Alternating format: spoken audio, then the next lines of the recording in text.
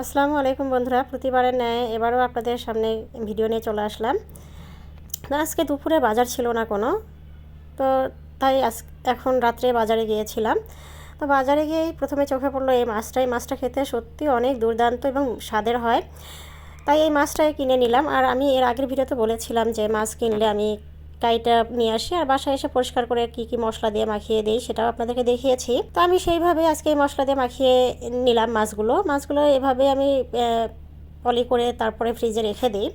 এতে করে অনেকগুলো সুবিধা আছে, সেটাও আপনারা জানেন। তো এখন আমি এখান থেকে 2-3 পিস মাছ ভেজে রাত্রে খাওয়ার জন্য নিব। রাত্রে অবশ্য খাওয়ার তেমন কোনো ব্যবস্থা নেই এই মাছটা ছাড়া।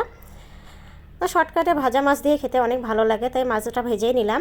আর আমার আর ভাগনা দুজনেই আস্ত মাছ ভাজা খুব পছন্দ করে, আর অর্ধেকটা আমি খাবো। আমি আসলে মাছ মাংসের চেয়ে সবজিটা খুব পছন্দ করি, কেন জানি না, এটা আমার কাছে অনেক ভালো লাগে। আর অনেকে হয়তো মাছ মাংস এগুলো খেতে পছন্দ করেন, এটাও অনেক ভালো খাবার। মানে আমার কাছে প্রতিদিন বা ভালো লাগে না এত খেতে। আমার সবজিটা খুব পছন্দের, যে কোনো সবজি হোক আমি খেতে খুব পছন্দ করি। তো আজকে রাত্রে মাছ ভাজা আমার প্রায় হয়ে গেল, এখন ভাত দিয়ে আমরা খেয়ে নিব। ইনশাআল্লাহ দোয়া করবেন, আগামী ভিডিও নিয়ে আপনাদের সামনে আবার হাজির হব। আসসালামু আলাইকুম সবাইকে, আল্লাহ হাফেজ।